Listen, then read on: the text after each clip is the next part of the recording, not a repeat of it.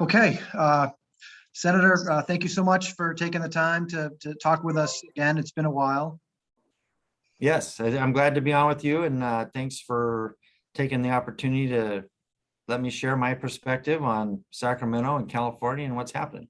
Yeah, that's great. Yeah, it'll be a pretty wide-ranging conversation. There's a lot going on, and I'm sure you have a lot you want to talk about too. But why don't we start with what's front of mind for most folks, the pandemic.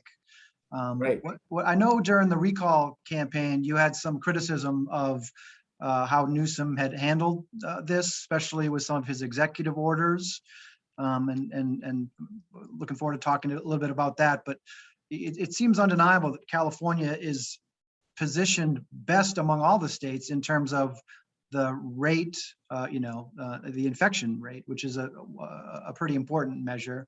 How would you grade Newsome's performance to date? I think in some things he did a really good job, in other things not so good. The vaccine rollout originally had some hiccups, but I think they overcame it. Found out what those hiccups were and got the vaccines out to the people that wanted them and could take them right away. Obviously, my major criticism is the impact that it had on small business in California. I thought some of the shutdown mandates went a little too far and for too long. But, Californians have shown over the last several months that they're resilient and have been able to recover from a lot of it. Now, I think we're in a situation where I've gone out and about and to different restaurants to eat. Everybody's hiring right now. And, so we've got to come up with a solution to the unemployment program in an EDD here in California and make sure that we're matching those people that are unemployed with the employers that are hiring and get this thing, and I say this thing, our economy back booming again. What do you think about the vaccine mandates are kind of sweeping the state? San Diego Unified just last night put one in place for eligible students and staff. Right. Are you in support of those measures, or do you think those go too far? Yeah, I'm really struggling with the vaccine mandates, to tell you the truth, especially on the children.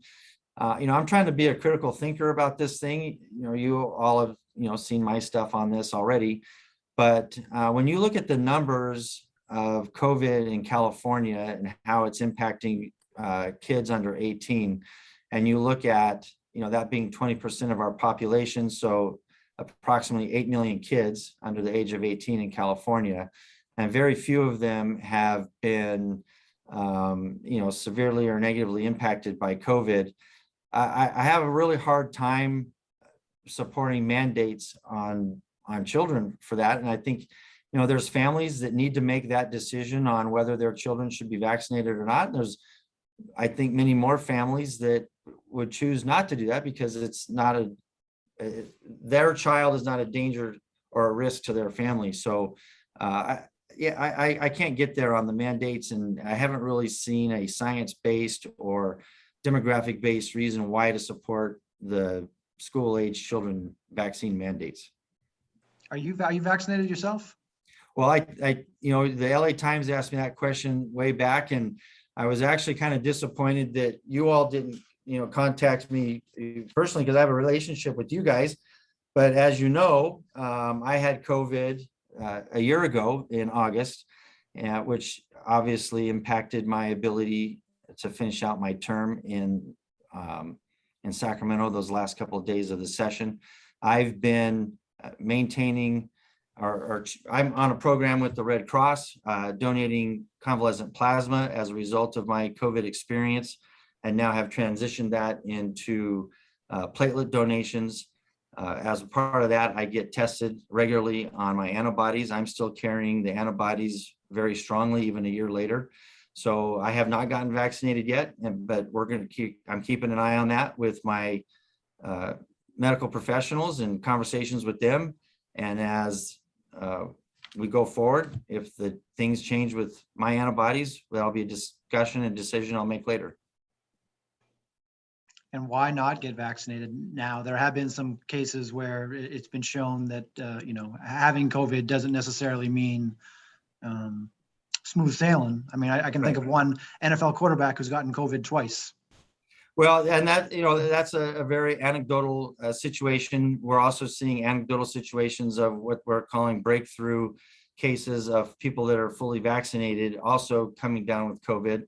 My purpose in not getting is I don't think the science is there, the data is there on, why I should be vaccinated if the purpose of getting vaccinated is to get the antibodies, and I have the antibodies. So I feel like I'm protected, and the people around me I feel like I'm the safest person on the planet right now to be around is regarding COVID, because I went through it and had, a strong enough case that it built the antibodies in my body.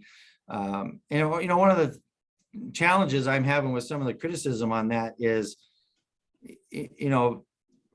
saying that people with the antibodies that have had COVID but aren't vaccinated are actually a danger to society. Through my platelet donations and my convalescent plasma donations, I've been recognized by the Red Cross as actually saving lives. My convalescent plasma and my platelets are all being processed and donated to cancer patients and other COVID patients that need that help. And I'm been happy to do it, been willing to do it. We've tweeted that out. We've done press releases on it. I should have been probably a little bit more aggressive in contacting you folks to get some coverage on it. I think it would have been a good personal interest story to kind of show my experience going through that and sharing that with your readers that, here's a state official, elected official that had COVID, has recovered, and is now donating platelets and trying to help others recover from it as well. There have been 5 billion doses administered around the world with very few side effects and overwhelming evidence of their effectiveness. The idea that this is an anecdotal situation, or that this is an experimental drug, or that the evidence isn't in, I just shrug in disbelief when I hear this argument. Why aren't you being a role model for your community by getting vaccinated? Chris, I didn't mean to indicate that I feel like the evidence of the vaccine is anecdotal. What I'm saying is the situation of the quarterback, one person having two episodes of COVID is anecdotal, and the breakthrough cases of fully vaccinated people, there's some anecdotal evidence. Well, that's not anecdotal. There are cases of people being fully vaccinated that are coming down with COVID also.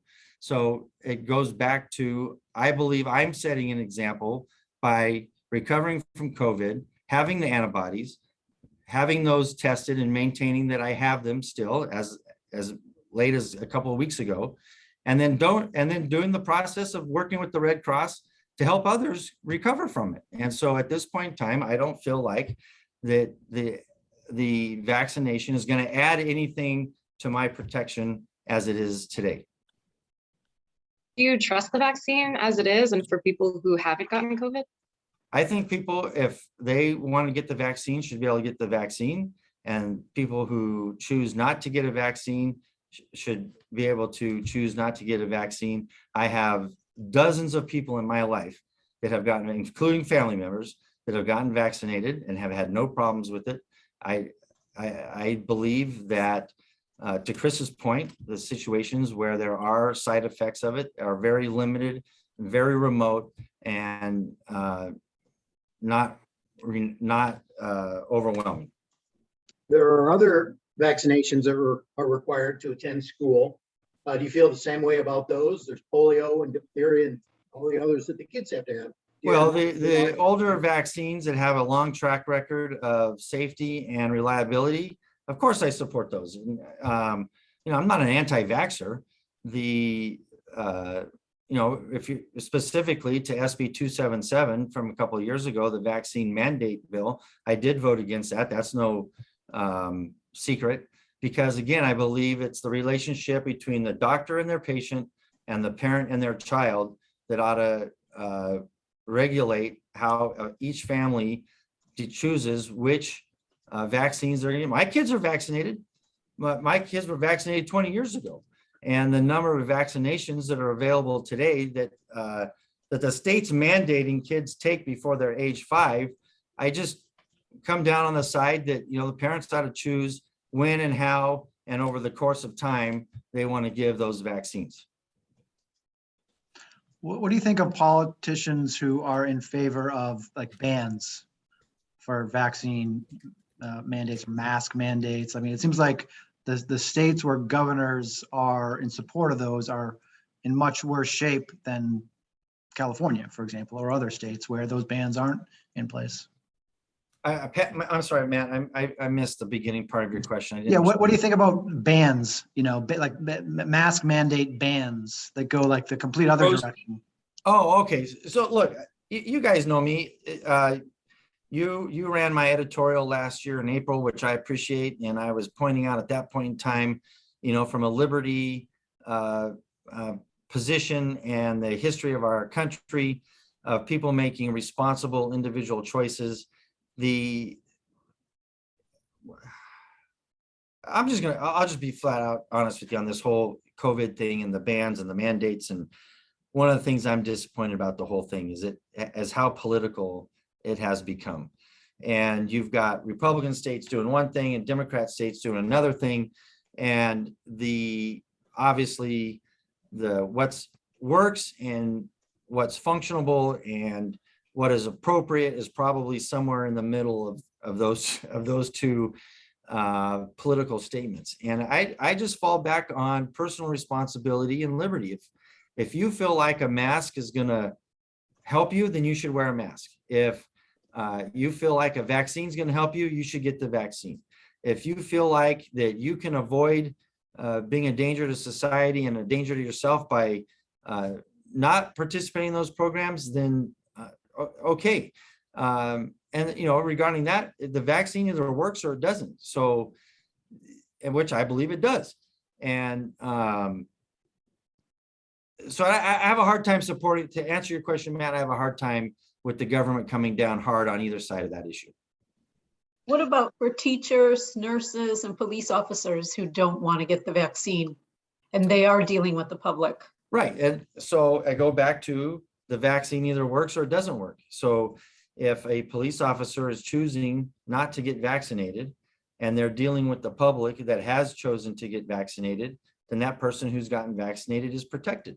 And the police officer is making a choice, the nurse, whoever is making a choice based on their best information that they can compile and based on their personal ideas on how they want to choose to do that. I really have a hard time, again, with the government mandating that on any worker. And we're going to start to see the negative impacts of that as some governments start to mandate this more and more, as we're coming out of this thing, by the way. And we're seeing fewer and fewer cases, although I recognize that California's had an uptick lately, but we're going to get out of it. And we're going to have a problem of shortages of nurses. We're already seeing it. Nurses, doctors, the people you mentioned, nurses, doctors, teachers, and other people that are having these mandates put on them. I'm curious because you brought up politics again in the context of the recall. Some people thought it was going to be a close race. I think you thought we're one of those folks. And for a while, I thought it might be closer than it's going to be. I mean, Newsom's going to end up with more votes, it seems like, than he got in 2018. So I'm curious, as a leading Republican in the state, where you think the party's path forward is. How does it kind of corral more votes, get more support, get more legislation passed in Sacramento? It seems like it's banging its head against a brick wall here. That's a pretty good way to put it. And when I was asked that question, about the recall, prior to the recall, I said, I don't know how this is going to go. But what I did, prior to the recall, my Republican friends were very nervous about him not getting recalled, and then my Democrat friends were nervous about him getting recalled. So everybody was kind of like, thinks their side was going to lose. But obviously he won, he beat the recall. I'm not entirely surprised. I am surprised by how much he's beaten the recall, although I understand that as we count more and more votes, the numbers are coming down as far as his percentage of victory. But Republicans we've got a long haul. I think we could turn it around quickly. But there's a couple of things happening. Well, and I'll just, for me personally, because of my relationships across the aisle with my Democratic colleagues, I've gotten 6 bills to the governor's desk. He signed one in July. He signed one yesterday, believe it or not. Even after the recall, he's signing Republican bills.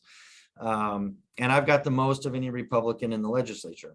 So, obviously I've found a way to be effective and get meaningful legislation passed, while at the same time, maintaining my watchdog attitude as far as letting the public know what the government's doing under his watch. So, unemployment's obviously a problem. But regarding Republicans, we've got a media problem, to tell you the truth. We've got a situation in California where I believe the establishment media protects the California Democrats from anything negative that happens in DC on the Democratic side. And on the flip side of that, we've got an establishment media that connects California Republicans with everything negative that happens with Republicans in DC. So we've got a challenge of differentiating our ability to govern from what's happening from the DC Republicans or the Trump administration or whatever else. But that worked in the recall. Democrats made Republicans look like we're all on the Trump bandwagon, and Trump's running the California GOP. And as long as that works for the Democrats, they're going to keep using it. And so Republicans are going to have to come up with a way to respond to that at the state level and provide a alternative narrative to what the media is trying to show us as. And we got some work to do. I'm not blaming entirely the media. We obviously have some work to do to develop trust with the media and get them to cover us in a different light than they cover DC. Well, is it the messenger or is it the message? I mean, because we're part of the establishment media, I guess I'd say, and our editorials have been as hard on Democrats as they've been as critical of Republicans. I mean, we don't pick a side or try to grab one flag or the other. It's to us, the Democrats have been in power for a long time. California's entrenched problems owe a big part of their existence to Democrats who haven't been able to get their arms around housing or education. And so I guess what is, to sidestep that, get directly to the point, what is the message? What can the GOP do or say to win more support? Right. So I think that, one of the things I proposed to the GOP, California GOP 2 years ago is quit calling it the GOP. That doesn't resonate with younger voters. They don't even know what GOP means. I have a 26-year-old son who's very libertarian, registered as a Republican, and he knows what GOP means, Grand Old Party, right?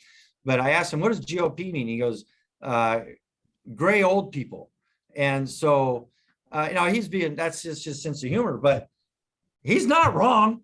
If you went out on the street in San Diego, downtown right now, and asked 100 people, what does GOP mean?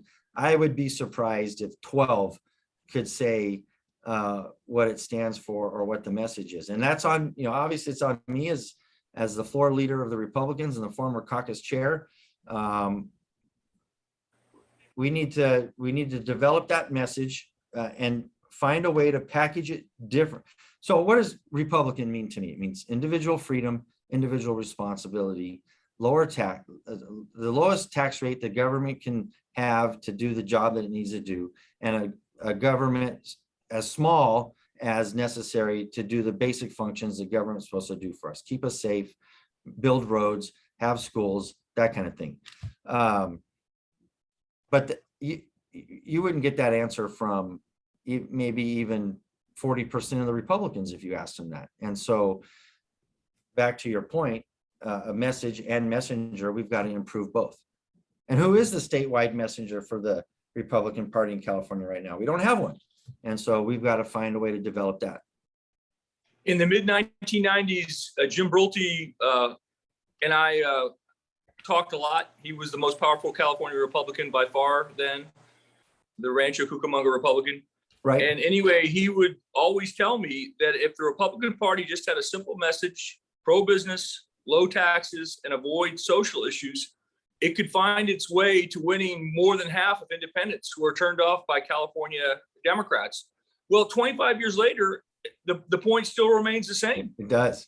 So this is not a new conundrum for Republicans, that they love social issues and they don't focus on stuff that necessarily wins over independents. Right. And I think that, no, you're right, Chris. I don't have we're still struggling with that. Well, that brings us back to the issue of something like vaccinations then. Is this something that Republicans should be spending any time talking about? Or should they put this on a back burner and say, let's focus on the budget and the employment development department and the wildfires and home ownership and homelessness? Well, those are all issues. I mean, for me personally, I have tried to spend as little time on the vaccinations on, one side or the other. And I think if you look at my Senate colleagues, we're really trying to get past that. The Senate, I will tell you, the Senate Republicans, we're more united than we've ever been. We're working, we're building from the base now. There's 9 of us. And so we're working on the 2022 elections to address those issues specifically that you mentioned, that are important and resonate with a broad spectrum of voters in California. And I'd even take it one step further, is we've got some opportunity with Democrat voters now that we should be able to take advantage of, because I think on some of the social issues in the Democrat Party, they've gone too far the other direction, and they've left the center of their party. And so we should be able to pick up on some of those issues and next year in the elections and hopefully win back some seats. Let's stick with housing for a second to get into some of the issues. I mean, where this big issue now is on Senate Bill 9, right? Local control versus kind of state regulation, but we need housing. So people are going to be able to carve up their lots and build new houses. There's also a big flap over granny flats, with the opposition calling them granny towers and being upset that they're too permissive in some places. Generally speaking, what do you think are the next steps for housing in the state, and where do you think the battle lines are going to be drawn? Well, on the ADUs, I sponsored that I didn't sponsor it, I'm sorry. I voted for that legislation pretty continuously, even when I was on the city council in R-Santee. But I'm starting to, we're starting to see some challenges with that. And so that legislation, might need a tune up, because it is, in some cases gotten, maybe out of hand. But I think in generally, it's a good idea. Regarding SB, there's 3 bills, SB 8, 9, and 10, Skinner, Atkins, and Weiner this year. And I was split on those bills. I didn't support 8 and 9. I did support Senate Bill 10. But of the 3, Senate Bill 10 did the best job of bringing forward something that I thought made sense, and was CEQA. It was CEQA reform, which we certainly need in California, but it also protected local control.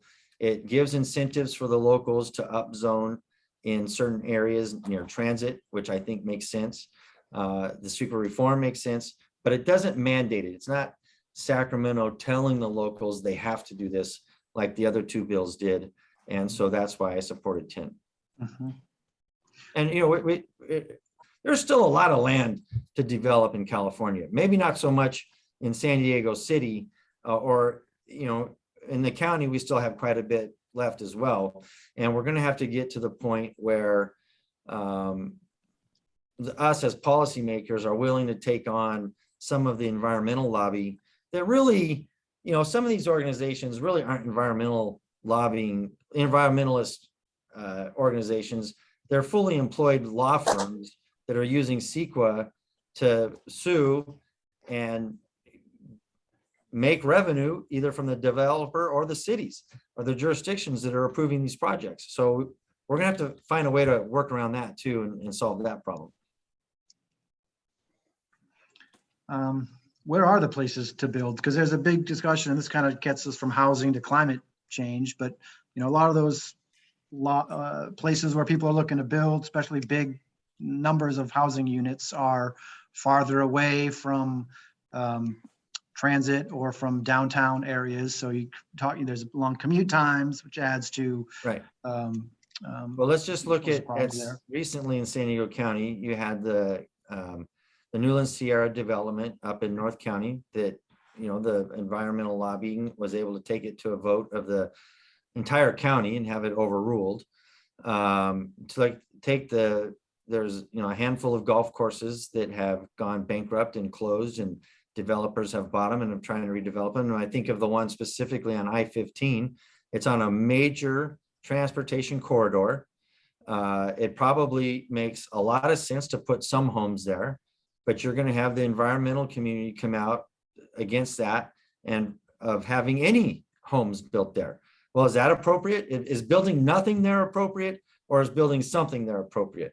And I would argue that building something there is appropriate, and we've got to have policymakers that are willing to stand up to the environmental lobby and say, yes, we are going to build something here. It's on a multiple transportation corridors. This is where development belongs. How about the challenge with wildfire risks? I mean, we're seeing Northern California particularly, burn and burn and burn. And that's one of the challenges, one of the risks when you're talking about putting a big housing complex kind of near wildfire danger zone. Sure. So, I'm certainly not in favor of building a 1,000-unit apartment complex in the middle of the Cleveland National Forest. I'm for sensible development where it makes sense, like I just mentioned. But regarding wildfires, I don't know if there's a legislator in San Diego County that's more concerned about this than I am. All of the wildfire areas are mostly in my district. And I was on the Santee City Council in 2003 and 2007 when both of those fires came up to Santee, burned around Santee, and we thought we were going to lose multiple structures. Fortunately, we didn't, but lots of people in San Diego County did. And, I'll give a shout out to SDG&E. They've done a good job in the backcountry of hardening their lines and their poles and their infrastructure. They do a good job with their weather stations of watching the weather and what's going on out in the urban or rural areas. And they pre-place firefighting crews when they know there's going to be lightning or Santa Ana. Well, they're not doing that in the northern part of the state. And those are good policies that we need to share. Regarding the northern part of the state, the state and the feds have not done a good job of working together, and the state has not done a good job of compelling the feds into managing the Forest Service land that's under federal jurisdiction. In the state, we do a little bit better job, certainly on the private lands, the foresters that are growing harvestable trees, they do a good job. I just did a tour on the North Coast up by Mendocino on the redwood forests and saw firsthand you could stand on the line between the managed forest and the unmanaged forest and see the fuel load on the unmanaged forest and just know that that's a tinderbox ready to go up, and see on the managed forest that firefighters would have a chance to fight that. There's areas of the state where 20% of the trees are dead and standing. And when you have 20, that's 1 out of 5. And so, those aren't just trees, those are bombs that when the fire comes up to them, and those trees have been dead for a number of years, they just explode and compound the problem. And then other parts of the state, you have 400% more trees today than 100 years ago. And so that compounds the drought. You have more trees in the ground, sucking up the groundwater. And we've seen when you go through and thin those forests, creeks that have been dry for decades, all of a sudden have water in them again, because there's not, too many trees taking up that resource. So we've got to manage the forest better. We've got to spend some money on that. The state is spending over $2 billion this year on fire suppression and a couple $100 million on fire prevention. We need to balance those numbers and get them closer together. And I would argue spending more on prevention. But prevention model, there's plenty of people who say the prevention model is insane. You need to have natural forest clearing by letting wildfires persist. And they say that the specific problem that we're seeing in California is a result of a suppression approach that has been the norm in firefighting for 50 years. Right. When in the old days, there was an acknowledgement that letting fires burn made sense. And so I just do not get the state's policies at all over the last 30 years. And I don't get why we're not telling the federal government, hey, you control more of our forests than we do. Why aren't you doing the smart things with your forests? None of this seems scientific. Thank you, Chris. And I make that argument often on the floor of the Senate when we're discussing emissions bills and firefighting bills and forestry bills. So, to your point, one of the policies that the state ended over controls is prescribed burning. Prescribed burning is one of the most effective methods of preventing out of control wildfires that we're having today. But the environmental lobby, under the guise of controlling emissions, has pretty much disallowed that from happening. But, here's some science. If you have one forest fire out of control, one forest fire erases a year's or a decade's worth of emission savings from vehicles. An entire year's worth of forest fires last year erased 100 years of emission savings of the entire century last year with 1 year of wildfires. So if we control the wildfires, we control emissions, and I think we accomplish two goals at the same time. And so the bottom line is, one of the things we need to do is allow more prescribed burning to prevent these out of control wildfires. I wonder if you're familiar with the idea we were having here in San Diego to build 10,000 homes on public land using modular housing and a land trust model. Does that seem like a model you would support, using public property to build homes and essentially having local and state government in the real estate business? I'm not familiar with that model specifically, Andrew, and I apologize that I haven't heard about the modular thing. I've got no problem converting public owned land. If there's surplus school district lands, surplus state land, the state is actually going through that process right now. Local land and putting out an RPF or however they want to do it to developers and have them bid on it. I would have a problem with the government continuing to own it. I think it should be put on the market and put into the free market, and that's going to cause more supply in the housing supply. But I'd have a hard time supporting the government financing it and or owning it. But we have to see some specifics on that. But generally speaking, it would be a difficult thing for me to support. Senator, you've been a big protector of the Second Amendment, and we've had some things that have moved in this county and city that have not all been good in connection with guns. We did have that good legislation that just passed on ghost guns. Right. But we've also had some horrible shootings. We've had a shooting in the gas lamp where innocent people were shot in the past year. We've had another shooting at Dave & Buster's, where a lot of families go. There was another accidental shooting of a 12-year-old boy in Chula Vista.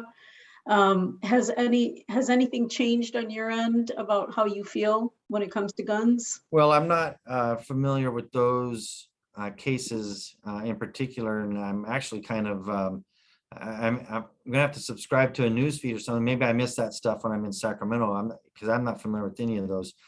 As far as the Second Amendment, I think the Second Amendment is clear. It supports private ownership of firearms and mostly for self-protection. One of the things that this legislature continues to do is lessen the penalty on crimes committed with guns. And so why would you argue to I just see I see a disconnect there in the attitude of my colleagues in the Democrat Party when they want to take away everybody's guns, but at the same time lower the penalty on crimes that are committed with a gun. And I think they've got some explaining to do on that issue for me, my position on the Second Amendment remains the same. Thank you. Have a broader question about wildfires, drought, sea level rise. Has your position on climate change changed at all as you see all of these problems kind of evolving and worsening, and the connection to climate change being drawn? Well, I think it's evolved. My messaging on it certainly has evolved. And, you know, one of the things that, you know, when I first got elected, you know, I was just kind of hard nosed on arguing against every climate change policy. And I still, you know, there's very few of the policies that my colleagues in the legislature propose that I do support even now. But the argument now has, for me, has evolved to, look, California's done a lot to address climate change, emissions, pollution, and everything that is compiles and adds to that problem. It's time for other states and mostly other countries to step up and meet us where we're at. If we're at the point now in California that if we eliminated every emissions causing piece of equipment in the state, and we had no emissions in the state of California, we're not going to make a difference. That's not going to make a difference globally. You know, I grew up in East County. We moved to Santee in 1978. I remember school days, having smog days back then and having to stay in the classroom and not be able to go outside. And I remember having hard days to breathe. Well, you know what? California's been very successful in overcoming that. I don't know if we ever have those anywhere in the state anymore. Not certainly in San Diego County. And so I think it's time for us to start using our influence to encourage, compel, entice, whatever, other states and other countries to step up and start doing their part too. I actually heard a report on the radio today. I forget which school district in Northern California, but they quoted a student as saying, it's a good day. We can actually play football outside today. And that 90 days out of the year, it's so bad that just because of smoke from wildfires, right, they can't be outside. Right. And so that's a good point. You know, also, let me ask you this. You know, I'm in Sacramento 8 months out this year in July, and last year in July and August is the same thing, that you couldn't breathe in Sacramento because of the forest fires that were going on up there. That's not car emissions or refineries or diesel exhaust or cruise ships idling in the bay or trains running through town. That was forest fire. And, you know, there's a big difference. Mm-hmm.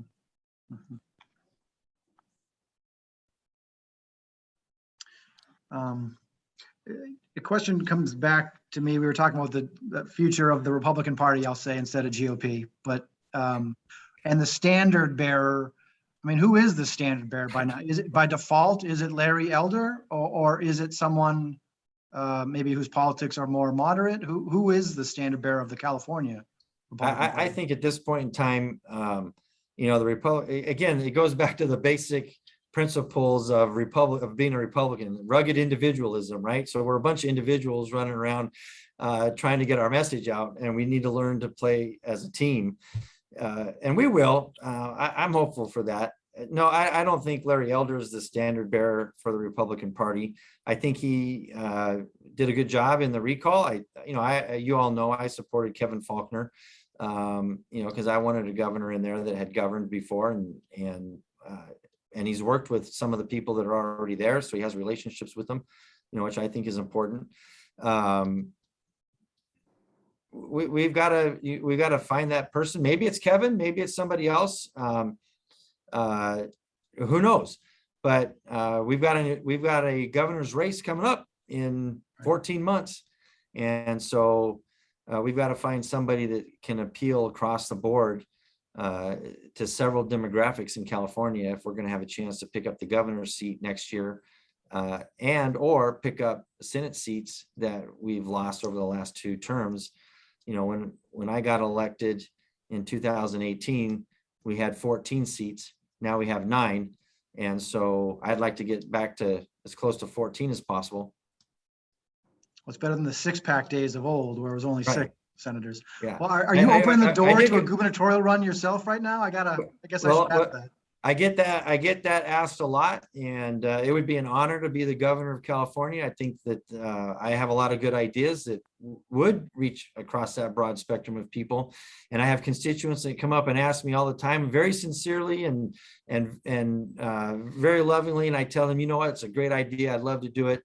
If you can raise $20 million as a down payment, we'll get started. But let's face it, next year, the governor's race is going to be multiple tens of millions of dollars for any Republican to be competitive. And so we need somebody on that caliber that can raise that kind of money, not only here in California, but nationwide also.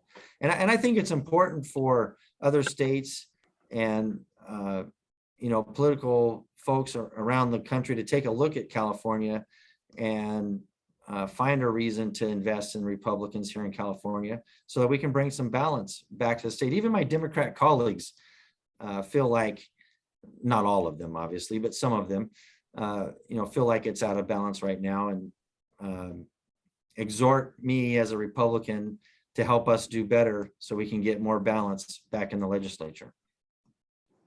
You talk about rugged individualism amongst the Republican electeds. Certainly that's not reflected in the national politics, where essentially everybody does what they're told to in the party. And it looks more like the Democrats are the ones that are running around picking off each other's priorities. I'm wondering if that's the kind of thing you think can happen here in California. Do you see the California Democrats splitting on various issues? Well, Andrew, give me an example of where you think the Republicans are doing that first. I'll answer I do have an answer to your question, but I'm kind of lost as to where you think the Republicans are group thinking and just falling in line. Well, The opposition to the idea that the elections are all rigged and that the Republicans only lose because the elections are rigged, just insane stuff. well, I'm thinking Yeah. more along the lines of the reconciliation bill and the things like that, saying and the debt ceiling, saying, you have one party leader saying, we're not going to vote for this period. And nobody stands up and says, hey, wait a minute, nobody even asked me how I'm going to vote. Right. Okay. Whereas on the Democratic side, they're obviously running around trying to keep their agenda together. And they have various participants on various sides of the spectrum, making things complicated for their leadership. And I just wonder if you see that happening in California, or California Democrats all pretty much all on the same team. Currently, right now in Sacramento, you see a lot of the toe in the line stuff from my Democrat colleagues. There's a few instances where there's some, and I guess, Andrew, I need to make a difference between on the Senate floor when we're voting, and then before stuff comes to the floor. Before stuff comes to the floor, there's a lot of give and take, and the Democrats working against each other to get their priorities set. But once it comes to the floor, pretty much once something comes to the floor, it's very rare that there's a split vote on their side on that. There might have been 5 instances this year out of thousands of bills that happened. But what is happening, and we're starting to see this, and I think you guys have even picked up on it a little bit, is we're starting to see a divide in the Democrat base between the environmentalists and the what I'll call the trades unions and the government unions. The trades unions are starting to see that they're getting the short end of the stick of some of the stuff that the environmentalists are getting out of Sacramento, and some of the stuff that the government unions are getting out of Sacramento. And the trades unions are like, hey, we need to build stuff. And we need to loosen up on some of these environmental laws so that our people can get to work.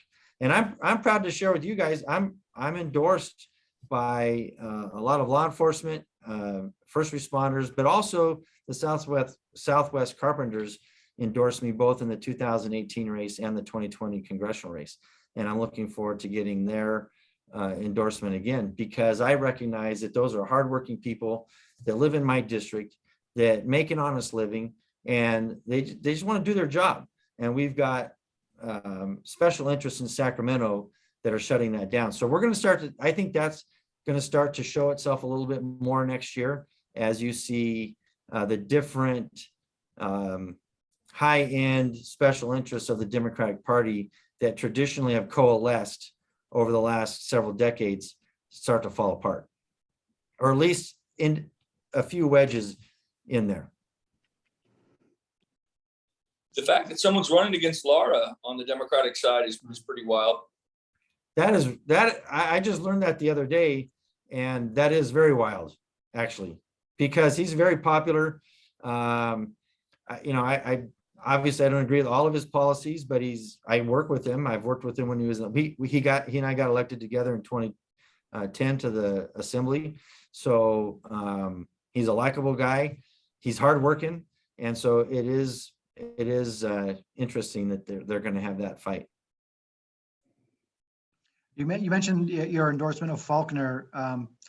What did you think of his performance? The poll numbers that he got were pretty low. I mean, do you think he should? You kind of said maybe he'll run again. Do you think he will, or no way? You know what? I haven't, other than him calling me and thanking me after the election and me telling him to keep his chin up and keep fighting.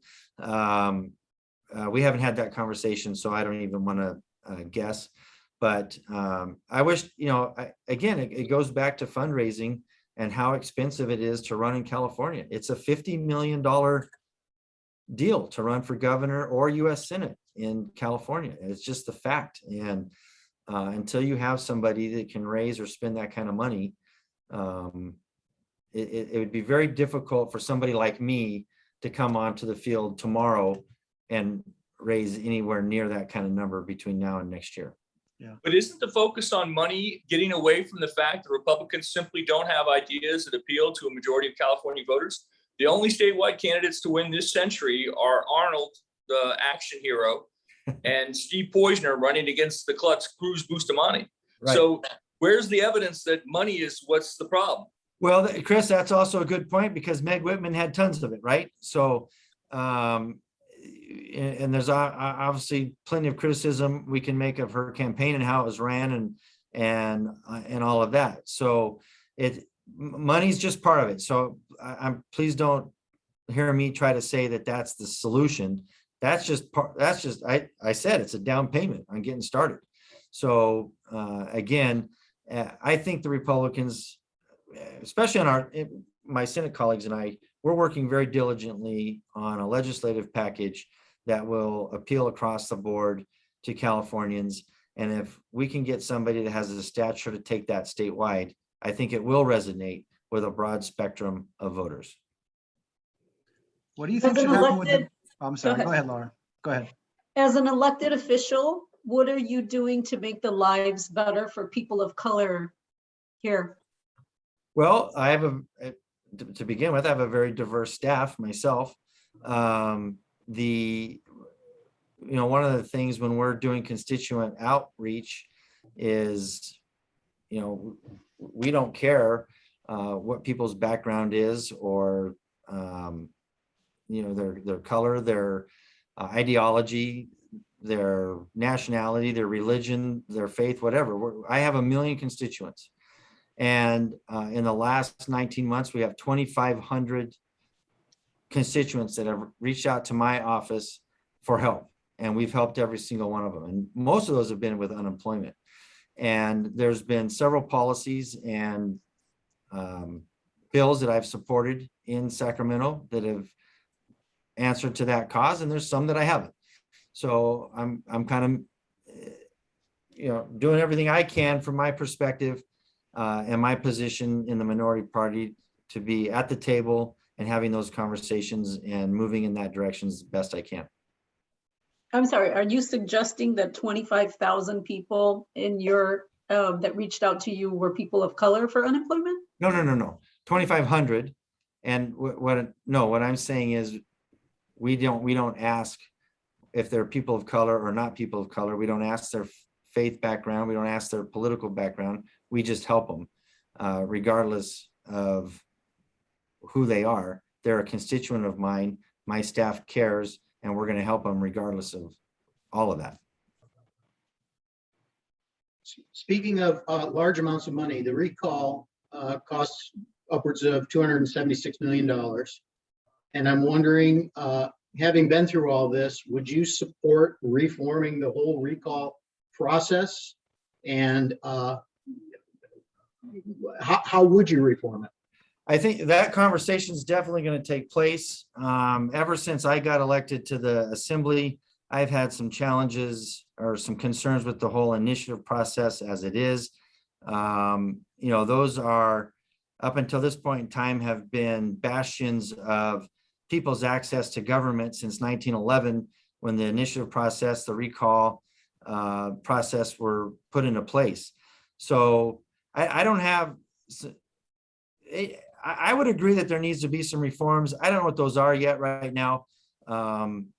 We're going to be having that conversation, and I'll be developing some ideas on that, and hopefully be able to include those in the discussion when we get back in January. The recall process is the best way for moderate and conservative Californians to influence the policies of the state of California. We've seen it over and over and over again on law enforcement issues, on affirmative action, on things like that. So how worried are you that attempts to reform the recall process directed at elected officials end up being an effort to kneecap the whole thing, to make it tough to affect ballot propositions as opposed to just recalls of elected officials? Oh, I'm very concerned that it's going to be a full reform of the whole situation. And again, it goes back to, I do believe that there need to be some reforms. I just haven't quite, sat down and penciled that out, what that looks like to me. But, the signature gathering process, the counts and all of that, that's, Chris, the whole thing's going to come up, I think. And so, we've all got to be diligent on paying attention to what the majority party is going to want to do with that. Now, my understanding is most of the major reforms have to go back to the people for a vote under that process. So the people have to want to reform the process as well. And we'll see what the appetite is for the people. If they can get these on the ballot for next year in 2022, we'll see.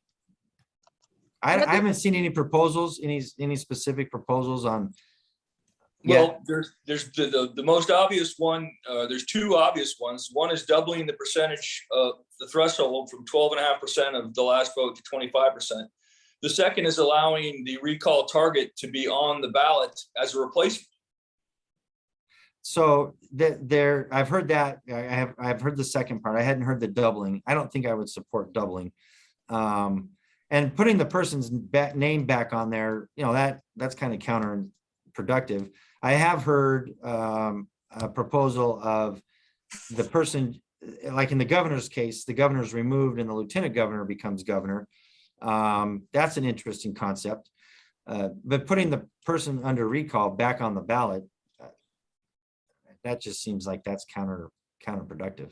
I actually heard today the lieutenant governor came out against that proposal, arguing that it would put the lieutenant governor at odds with the governor throughout the governorship, which was interesting. I don't. I mean, look, we've only had 4 governors come under recall in the entire history of the state, and one of them beat it, or 3 of them beat it, I think. So I think that's a little extreme. No, Jeff Schwarzenegger, right? I think he was the only one. He's the only one. He's the only one that got elected. Newsome beat the recall. I'm not sure. Right. Got it. Yeah, got it. I read that you were working on a bill about where to house sexually violent predators. It's an issue we see come up a lot here in San Diego County. So what is the solution, and what will the bill look like? Well, my bottom line position on the sexually violent predators is they don't get out of prison. That's my position. They don't get parole. They stay in prison. It's a life sentence, especially the ones that have been talked about in San Diego County that have been out, recommitted, gone back in, been out, recommitted, gone back in. I think this latest one has been out 2 or 3 times and back in. He has shown that he's not able to be rehabilitated. And it's not fair to any neighborhood anywhere in California to have these people placed in their neighborhoods. They're dangerous people, period. The bill that I'm working on, and we're still working on the language and such, is going to create some extra steps between the point that this person gets paroled and the point where there's a place picked for them to go. Right now, the state contracts with Liberty Health. Liberty Health has carte blanche to figure out where to put these people. The state's able to distance themselves from it because, it's the contractor that's doing it. The locals are able to distance themselves from it because it's the state doing it. And so I just want to add some steps of accountability between the state and when the place is actually picked, requiring that the counties be involved with the discussion, requiring that the local law enforcement be involved in the discussion. What's happening now is these proposals are brought forth, then the county gets involved, then local enforcement gets involved. They need to be involved with that way before that time takes place. And I want to say I'm really proud of the constituents in my district and the other districts and other parts of the state that have united behind this cause to protect their neighborhoods. This isn't something I can do by myself just as a state senator. It requires a movement of the people to convince these judges and the state to change their mind on these things. And so these communities really get the credit for protecting themselves and protecting their neighborhood and protecting their children. That's a good question. Are there, obviously you're on a legislative break right now, but when you go back, what other sorts of bills, looking forward, what other sorts of bills, what other sorts of legislation are you going to be focused on in the coming session? Well, right now I've got 4 more bills on the governor's desk waiting to be signed. So I'm hoping between now and October 10th, he signs those. We've got 2 bills that died in appropriations, assembly appropriations this year, my off-highway vehicle bill for the red sticker motorcycles. That's still an ongoing situation that hasn't been solved. So we're gonna have to step up next year and find out where the hangups were on that for the administration and why it died in appropriations. And then I think you all covered, or your newspaper covered, the package theft bill from packages being stolen off of porches. So we're working on that again. That got all the way through both public safety committees, both chairmen of the public safety committees, who both don't typically support increased sentencing or increased penalties on crime. Both helped me write the bill and get it to a point where the committee members were supportive of it, and it just didn't get through appropriations on the assembly side. And so we'll figure out what happened there and come back at that one too. And then, this is the time of year where my staff is out doing meetings and out with the constituents, and we'll start to get ideas from constituents of things that are important to them. And if they are viable as policy, we'll take a look at them. Mm-hmm. So that's an invitation, anybody watching this, if they have bill ideas, to contact us and let us know. That's a good note to end on. We've been talking for about an hour. Any last questions by anyone here for the senator? Well, you've been gracious with your time. I appreciate it, as always. Thank you, ladies and gentlemen. I appreciate it. You all have been very gracious as well. I appreciate the open communication that we enjoy. Thank you. Take care. Have a good one. Thank you.